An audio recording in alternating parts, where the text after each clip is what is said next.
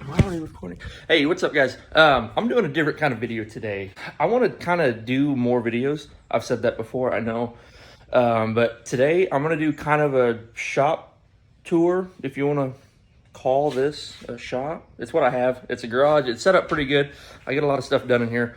I'm going to do a quick little tour of what I've been doing, what I've been up to, and I want to start doing more videos of just kind of like, I guess, kind of like lifestyle videos. You know, I want to show a little bit more of what's going on, what we do around here, what I do in the shop. I'm always working on something. So it's going to be a real quick kind of video. I don't want this to really be an hour long. And I'm also going to tear down and I'm not going to rebuild a transmission, but I'm going to fix a manual transmission. Those of you that follow this channel may know that I do that, but I did that professionally for about 4 years. And then I got into aviation. So I work aviation for a day job, and then I rebuild manual gearboxes and re-gear and rebuild differentials for side work, basically.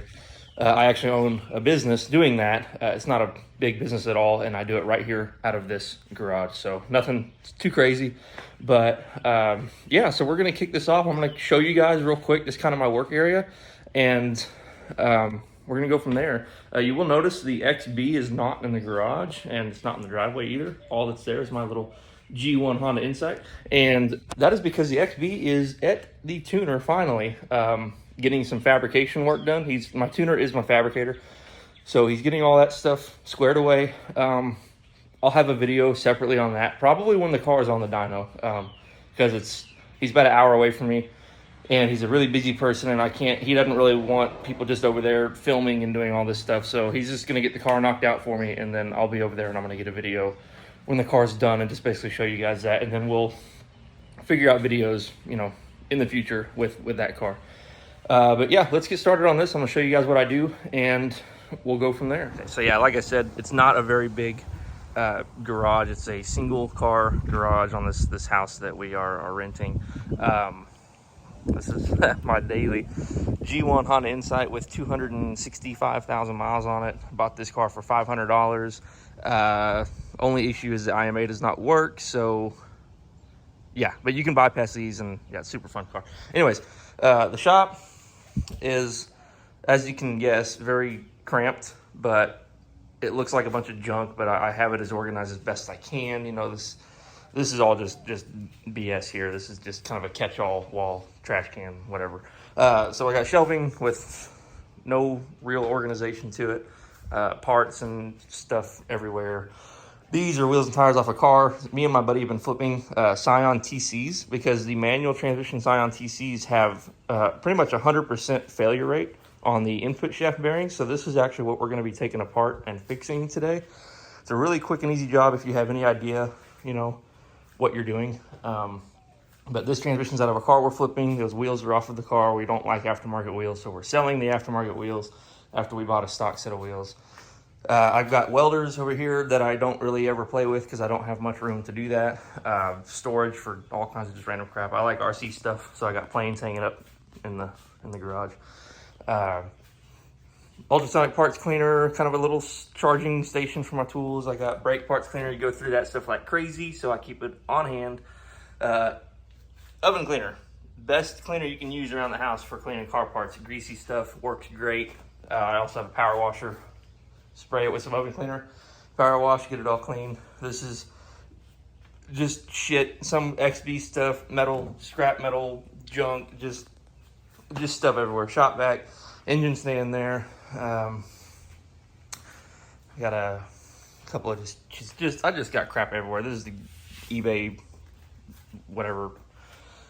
That big ass, I think it's GT45 eBay Turbo, whatever. It's just sitting there for a shelf art, I guess. These are my spare transmission parts. It's just whatever I get just goes loosely on the shelf, and if I ever need something, I just kind of match it up. So I got my drill press here, my toolbox that is absolutely full of junk. I say junk, full of tools. My socket set, my collection of Rock Auto magnets. And this is the little workbench where I do pretty much all my transmissions. I definitely need like 2 or 3 more of these. That would be nice to have. My shop press, my air compressor, and that's pretty much it. That's the whole shop. That's what I have to work with. And when there's a car in here, I have about, you know, up to about this floor mat here, right about here when the car's in here. So all that is pretty much unavailable when I have my XB in here. So I've got just this little kind of area to work. But you know what? We make it work. We make money in here. So that's cool. All right. So TC2 2011 to 2016 transmission right here. It is the EB60. Like I said, pretty much 100% failure rate on these input shaft bearings. Doesn't matter the year, 2011, 2012, 13, 2015. We have a 2015 right now. This is a 2012. So basically we found a car in Oklahoma. I'm based out of Dallas, Texas. Well, not really Dallas, but that's the biggest. I'm in Weatherford, west of Fort Worth. So biggest city, I guess, is Fort Worth. But anyways, located out of North Texas. We got this car in Oklahoma. This is out of a 2012 Scion TC. Has about 180,000 miles, which is a pretty good amount of miles to get out of this bearing. And I've seen these things completely grenade at 110, 120,000 miles. This one is just making a little bit of noise. We drove it home about 3 hours on this bearing, this bad bearing, which is, like I said, 180,000 miles is pretty good out of one of these. So we bought this car for like $1,800. We drove it home, and there was another car for sale that we wanted to get. It's a 2015 Release Series 9. That's the orange and black two-tone TC with a completely blown transmission. Like, doesn't go into any gear over second gear. It's just complete crap, just destroyed.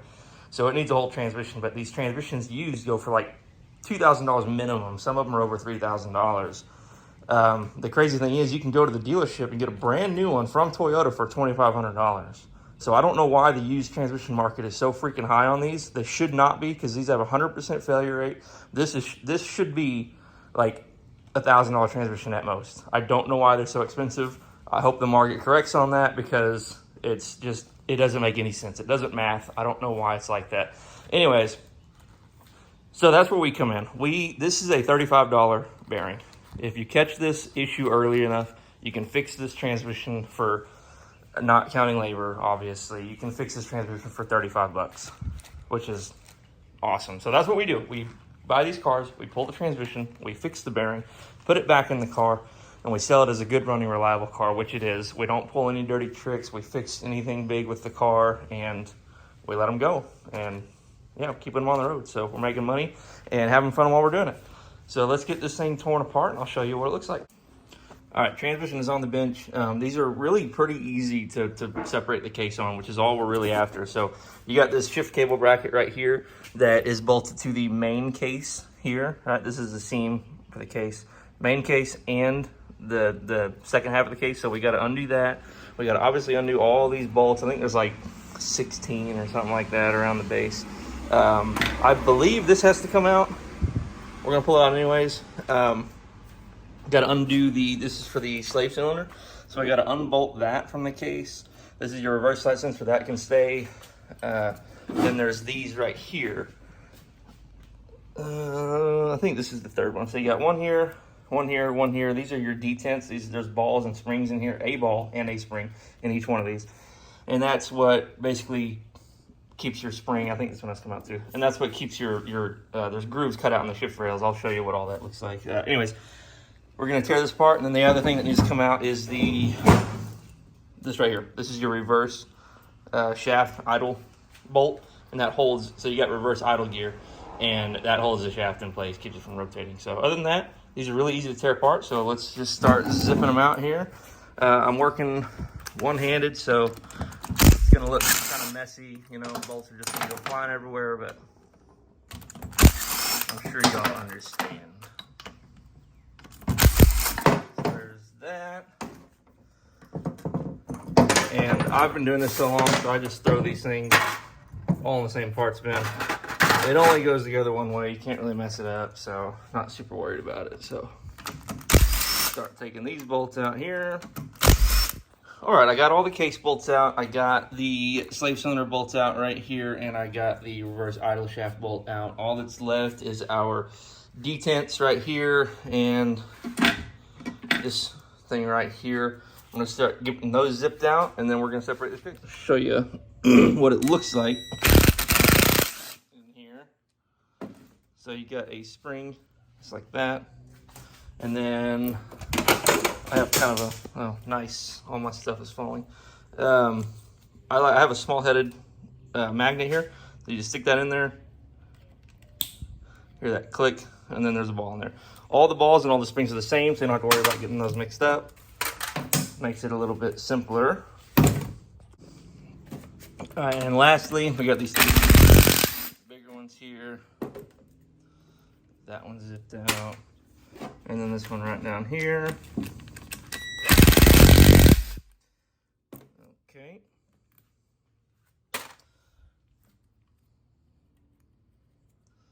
Got a spring there, spring there. These are the two. These, I said all the balls and springs are the same. These two springs are a little bit different. They go under the bigger Allen, whatever you want to call that thing. And then inside, you see there's like a, so this is like a detent. It's kind of like a ball, but it's a detent ball like built into like a little cup thing. Get it off my magnet here. So that goes underneath the big Allen head, and this one will have the same thing. Little sleeve on my magnet keeps falling down. This one has the same thing. They're both the same, so like I said, you can't really mix them up. So anyways, that's it. We're ready to separate this case. One thing I like to do on these EB60s is I like to mark where this arm kind of sits, because that, for me, the hardest part of doing these EB60s is getting this case back on and getting this lined up right. This has to fit between the fork notches inside the transmission, and when you have this case off, this thing can spin all kinds of different ways, and it's kind of a pain in the ass to get it to line up just right. So basically all I do is I'll take my marker and just roughly put a line there and put a line there. That's all I do. Just kind of gives me a rough indication of where that arm actually sits, so that when we go to put this thing back together, it goes just a little bit smoother. So I'm gonna get this case pried open and I'll show you what's inside. All right, kind of hard to show it on, camera, since it's just one of me right now trying to film this. So all I have is a couple of pry bars. I just use this big pry bar to get under. There's a notch, you can't really see it. It's right behind that slave cylinder. Move it out of the way. Right there, it's that little notch right there, kind of a squared section. It's got my pry bar. You can kind of see where I got it into the case right there. And you just push down, and it takes a lot of force, but it pops pretty easily. Now, this is just gonna be, like I said, real quick. I don't want the video to be super long. These are the synchronizer rings right here. That part that's, can't really get it to move. That brass part right there that's kind of moving, that's the synchronizer ring. Think of that as kind of like a brake pad, right? That ring is what slows down or speeds up the gear, depending on whether you're upshifting or downshifting. That's what slows down or speeds up the gear to get it to synchronize, right? So you have these teeth right here. They look like, it's kind of hard to tell. So these helical teeth right here, these are just for drive, like these gears just have load on them for driving the car down the road. They don't have anything to do with shifting at all. These teeth are just strictly, they're always in mesh. They never come out of mesh, except for reverse. Reverse does come out of mesh. When you shift to reverse, this gear gets lifted up and it meshes with this gear here. And then those teeth right there that's the 1-2 shift slider. And you need a third gear in order to get the transmission to turn, the opposite direction. So that's why reverse has 3 gears. All the other ones are meshed right here, and it's just the 2. And this is, of course, your differential. This is your final drive gear. Your final drive is driven by your counter shaft. Can't really see the teeth because it's kind of down in the case, but it's underneath this. This is first gear here, second gear, and then third gear right here, fourth gear, fifth gear, and sixth gear. So what happens with these is this bearing starts to go bad. This is a shim, so we're gonna have to kind of change this shim out because it's been eaten up a little bit. It's hard to see on camera. But this bearing starts, see, look at that, see that? That bearing's not supposed to be like that. It's got a lot of play in it. I don't know why these bearings fail. I've heard people say that it's because it's a sealed bearing and the grease leaks out or something like that, and the bearing overheats because oil can't get to it. But I don't think that's necessarily true, because, and this is coming from someone who rebuilt transmissions for many years, there are tons of transmissions with sealed bearings inside of them, and none of them have this problem. So I don't think that's true. I don't think that the grease just comes out. I really do think they had a massive run of just bad bearings, whether it's a metal issue, a hardening issue, something to that nature. I really think that's what the case is, because it's 100% failure rate. I don't think that it's a grease thing, unless they just didn't put grease in these from the factory or something like that, and that prevented oil getting to them. I guess that's possible. I've never taken a low mileage one apart to take it apart to see, but like I said, I know thousands of transmissions that use sealed bearings that do not have that problem. So that theory just doesn't really make sense to me. So anyways, all we have to do is take the snap ring off, and then we can pull this bearing off. We'll probably have to pull this gear off with it, because there's not much room to get under there with like any kind of a puller. So we're gonna pull this gear, this bearing will come off with it. We put our new bearing in, obviously fix the shim issue, and the case is probably chewed up a little tiny bit, but this one's not too bad. Yeah, it doesn't look bad at all. This is usually where it starts getting expensive. If it eats the case up and it really tears the aluminum up, these cases are like, from Toyota, these cases are like $700, $800, something like that.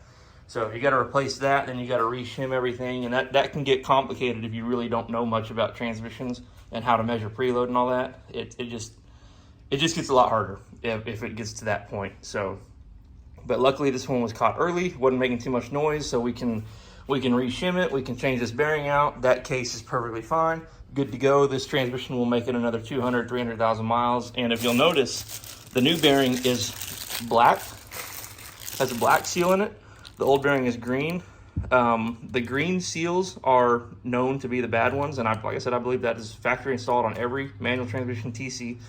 As far as I'm aware, these black bearings do not have a problem, but I don't know that anybody has really put 200,000 miles on one of these bearings to test that for sure. But this is kind of known as the updated bearing, because this is a different part number than this, and this was replaced by this. So I think that's permanently fixes this issue. So let's get that done and close this thing back up. Got this set up. I like to use, I have an old set of sockets that I used to have. I keep them. They're in a bucket right here by my workbench, because they're great for using for stuff like this, using in the press, using for pullers. So I just keep them there and use the hell out of them until they basically just break. So got this on there. Hit this with the impact. These are pretty tight, but it's very slowly starting to come up now. Of course, now my socket's moving, so I'm gonna have to tap that back in place. Give me a second. All right, socket's back in place. All I did is just use a hammer, just kind of tap a little bit.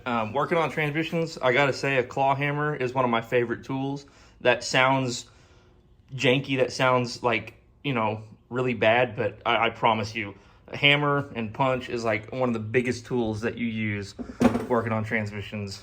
So it's about flush now, so hit this little, damn it, there goes that freaking socket again. So we'll just tap it back in place again. Hit it again. See, now it can't go over it because the bearings come up just enough. So keep hitting it. Just like that, it can't go anywhere. There goes one of my nuts off my puller. Just like that, we got it off. Okay, pretty easy. We'll take these off, throw this thing back in our drawer, the socket in there, and there we go. We got it apart. Bearings off, gear is off. So now I can kind of show you just real quick. These are the engagement teeth right here. They look like little houses almost, like the roof of a house. They're kind of pointed. That's how those are supposed to look. Those are supposed to be nice and sharp, and that's what allows the transmission to shift smoothly. You'll see those same teeth on the slider here. That this is what, when you shift, this is your shift fork, and this is what slides this whole slider up and meshes with those teeth on that gear. And the synchronizer has those same teeth. So whenever you begin a shift, this slider hits these teeth, right? Hits these teeth and presses it into the gear, And the gear has kind of like a cone on it, a ramp right here. And the ring rides on that, and it has a gap. If you have a gap under your ring, that's good. That means the ring is still good. It's got life, kind of like, again, like I said, like brake pads, right? You still got meat on your brake pad.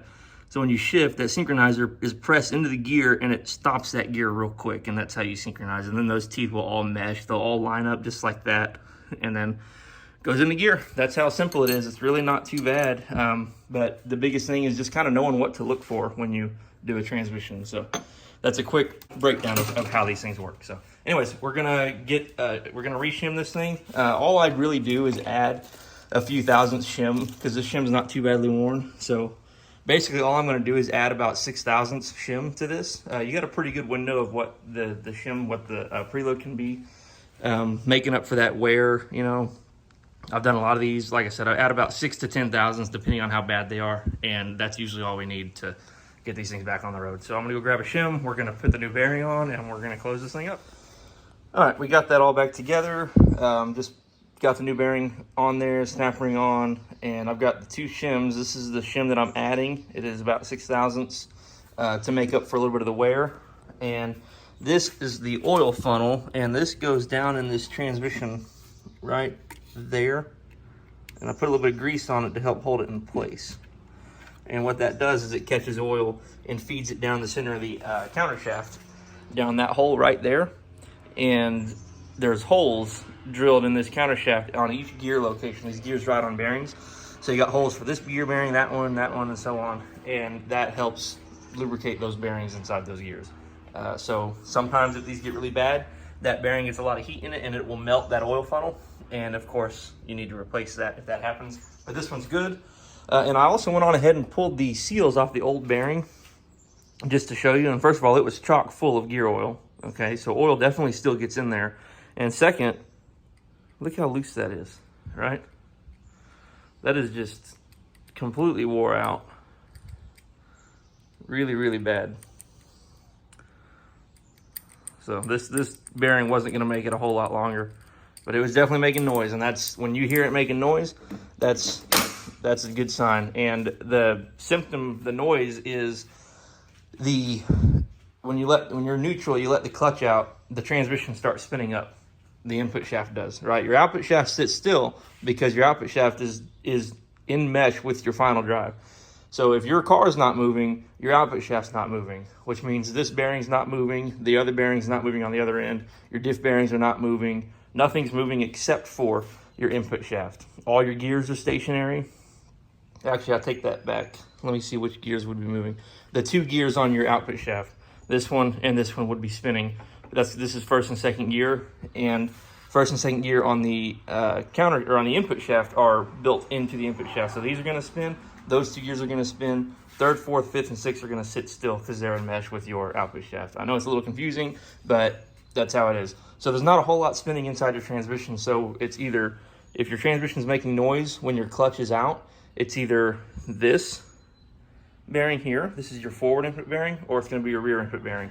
It's always the rear input bearing on these EB60s that go bad. So in this transmission case, it's this one. Other transmissions, it could be, you know, at least on a front wheel drive layout, it could be one of those. So, you know, a rear wheel drive layout transmission, they're set up differently. The gears spin differently, you know, at idle. Some people like to diagnose these transmissions as throwout bearing noise. Your throwout bearing is the bearing that presses on your clutch pressure plate when you push the clutch pedal. That bearing is always spinning with your clutch, whether the clutch pedal is pressed in or not. It is always against your pressure plate, and it is always spinning. So if your throwout bearing is bad, it's going to make noise all the time. Clutch pedal in or out, does not matter. And some people say, well, what about the pilot bearings? Sometimes those make noise. That's true, but on this transmission, they do not use pilot bearings. So there's no bearing to make a noise. But on a pilot bearing, the pilot bearing is the bearing that sits in your flywheel that holds the input shaft on your transmission, keeps your input shaft straight. Your pilot bearing is only going to spin when your clutch pedal is pressed in, because your pressure plate is let go of the disc and let go of the transmission. So your transmission is not spinning and your engine is. So the pilot bearing would not, the inside of that would not be spinning because it's set with your transmission. When you let the clutch pedal out and your transmission and everything is spinning, your pilot bearing is not spinning. So if you have a noise when your clutch pedal is in and then you let the clutch pedal out and the noise goes away, it's most likely going to be a pilot bearing. So keep that in mind. Anyways, we're going to get this thing cleaned up. We got to clean the sealant off, and we're going to get this thing back together. And in case you're wondering, you might be thinking, well, why aren't you going through the whole transmission while it's out? So we're buying these cars to flip, for one, so we need to minimize the money we spend. Secondly, this transmission shifted great, no issues. We drove it about 3.5 hours back from Oklahoma. It was great, except for the noise. Thirdly, you can kind of look and see at these teeth. You know, I can look at it roughly and see, okay, there's nothing too crazy going on. First and second look okay as well. So I can give a quick glance and know that this is okay. I am going to clean the magnet up too. I guarantee you, that's a lot of metal, but I guarantee you most of that metal is from the bearing coming apart, right? You saw how loose it was, so all that metal had to go somewhere. Well, there it is. And lastly, there's going to be a little bit of residual metal, right? And some of the oil, some of the shavings, some of this fluid. Well, I'm going to be honest with you, that honestly doesn't matter. Transmissions are not like engines where, debris will cause severe wear and damage to your engine due to the tight tolerances and stuff. Well, transmissions just aren't like that. They naturally produce metal when you shift gears, right? These parts intermesh with each other. You got a lot of metal parts touching and rubbing and sliding against each other. Transmissions just produce metal. That's just how it is. There's no filters for them, for manuals anyways. Metal is just simply not going to hurt a transmission. So it's really not worth your time to try to clean every nook and cranny of a manual gearbox. I promise you it's good. Don't worry about it. If you're just a perfectionist and you want to do it, that's perfectly fine. It's certainly not going to hurt anything to clean it up. All right, got the magnet pretty cleaned up. I like to use like a rag to wipe the majority of the metal off, and then I'll get another magnet and clean, all the inside of this out with another magnet. And then I'll spray it down with some brake cleaner and then blow it off with some compressed air and it comes out really, really clean. It's got a couple of little sparkly bits stuck to it, but that's nothing to worry about.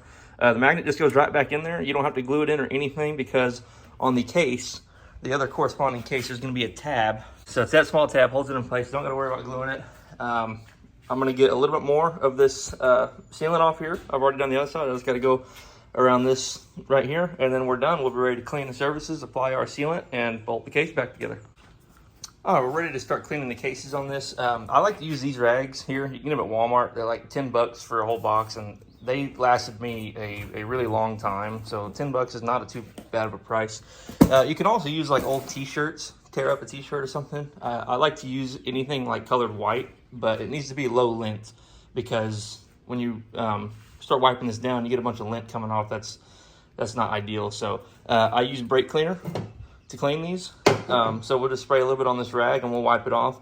Go around it a few times, and basically until you see the white rag is not turning too dark anymore, then you can consider it pretty clean. We're going to do that on both sides, and then we'll get our sealant out and we'll glue it back together. All right, we got both sides of our cases clean, the mating surfaces. So now the step is to apply our gasket maker. I just like to use a standard black. I've got different kinds in here because I do all kinds of different stuff, but I really don't have a particular choice. I mean, the gray works fine, the black works fine. I don't really like to use the red too much. It's really just a high temp gasket maker, but you don't need that. Yeah, I even have some Honda Bond in here, which a lot of people really like. But yeah, we're just gonna use a regular old black, that I have here. And it does not take much. You just want to really thin. These are machined aluminum surfaces, so they're already pretty damn close. So it really just takes a really thin layer all the way around. It's harder to apply it to this one because you got so many, you got to kind of squeeze between the slave here and the shift rod there and the dowel pins and all that. So it's easier for me if I just come to this case. I'm just going to apply my sealant because I don't have any obstructions. We're going to go all the way around really thin, and then we're going to slide that case on. We're going to put all those case bolts back in, and we're going to not let it set up. Just put it on while it's nice and wet. All right, we got our sealant applied. I just apply it by finger. It should look something like this. It's real thin. You can still see the aluminum through the sealant. Like I said, it does not need to be thick. It's going to squeeze out when you bolt the case together. So we're going to slap this on there and bolt it down. All right, and that's pretty much going to wrap it up. Kind of had to speed the video up a little bit. I'm on a time crunch. Got to get to work here soon. So we got the bracket back on, slave cylinder bolts, cases all bolted together. Nice thin line of sealant is all you need.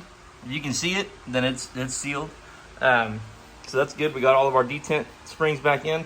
A couple of quick tips. When you slide this case back on, that's probably the most frustrating part, probably the most difficult part to really get past. You need to give this shift lever a little bit of a lift this way as you go down, and then let it kind of fall into its place. It's just a little bit of a feel type deal.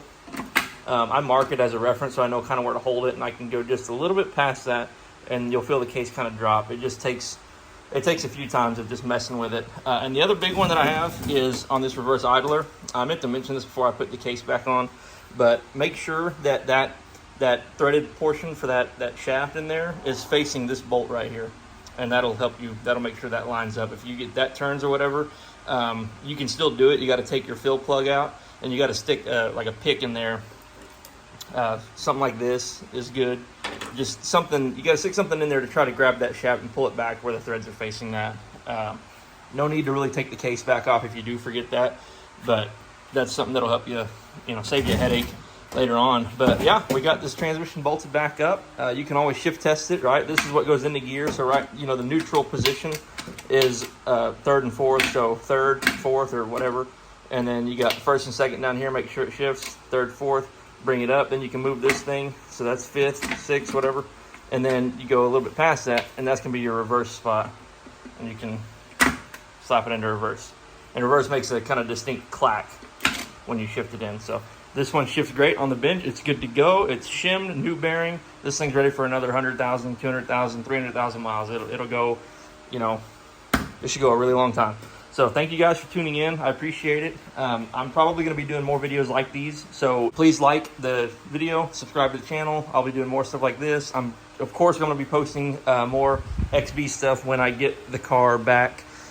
So I want to do more lifestyle type videos. I really want to show more of what's going on, what I'm doing, and stuff like that. I'm always up to something, so it'd be cool to share that with you guys. When I get the XB back, I'll be doing all kinds of stuff with it, getting back into the car scene, going to races and events and stuff like that. Haven't been out in a long time, so I'm really looking forward to doing that. And like I said, I'm always working on something here around the shop, so I definitely want to share some more of that and show you guys what's going on. I have a pickup truck as well. It's a 1990 Mitsubishi Mighty Max. It's like my little work truck / toy truck. So I get that back here soon. I'm having a bumper made for it so I can put a winch on it because I like to go overlanding and stuff. So that's something else I might throw into this channel. Just try to do more stuff and show different things. So try to get better at this whole YouTube thing. So thanks again for watching. Like I said, like, subscribe. Share the video with your friends, whatever. I anticipate this video to get some views from people who don't normally visit my channel because this is kind of a, I don't want to say a hot topic because it's really not, but there's a lot of people looking for good videos on this. Like I said, I didn't want to do a super accurate step-by-step. I just want to do a quick blow through it and show you what to do. Yeah, appreciate you guys watching. Thanks. Have a good time.